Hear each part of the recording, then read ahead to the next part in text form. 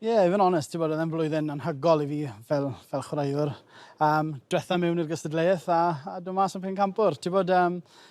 Beth mwy gall ddigwydd a fel fi'n gweud, blwyddyn anhygol o dartau fi'n hunan. Gerwyn, number one in the world, you've won most of the major competitions. Haven't won this one yet. Looking for to steal Johnny's crown off him? Yeah, I mean, unfortunately last year I couldn't participate in this, so he got lucky last time.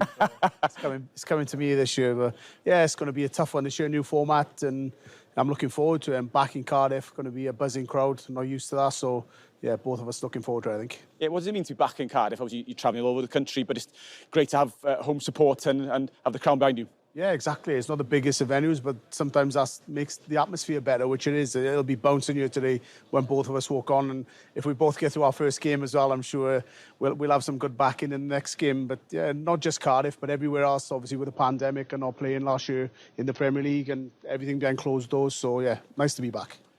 Johnny, gai sôn, yn amlwg, ydych chi ffrindiau da. Mae bach o gystadleuaith iach yn ymlaen rhwngddo chi, fyd oes? Os, i fod yn onest, rwy'n dysgu ges o hyd fel, roi tips i gyd o fe. Na, i fod yn onest, mae'r bach yn anhygol i Gymru.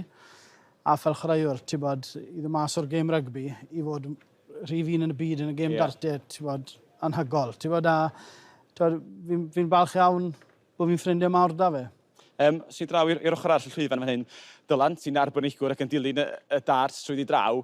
Son i ddechrau y ddau yma, maen nhw wedi gwneud yn arbennig o dda trwy gydol y blynyddoedd dwythad o'r Cymru ar y map yn y gystadleuaeth. Maen nhw, o feddwl, fel maen nhw wedi wario dros y 2 blynedd diwethaf, bydden ni'n gweud dyna pam ni'n cael yr anrhydedd o gynnal y noson yma yn Gaerdydd fel y noson agoriadol yn yr uwch gyngrair. Mae llwyddiant nhw dros y 2 blynedd diwethaf wir yn dyna'r gynlyniad i ni'n cael y noson yma heno. A beth sy'n bwysig i gofio, dyn nhw heb wario tu blaen torf yng Nghymru ers Chwefror 2020. Felly, mae Gerwyn wedi dod yn bencampwr byd, rhif un yn y byd, a y llwyddiant gath Jonny llynedd, bydd hi'n neis gweld nhw'n cered mas tu blaen y dorf mae heno a cael y croeso cynnes maen nhw'n heiddi. Ie, ti'n cyffwrdd o hynna. Ti'n meddwl fysa'r gystadleuaeth yma, sef i bob pwrpas sy'n o'r pencampwr eitha mwyaf yn y byd dartiau, fysa hwnna yma heb law y ddau yma? Na.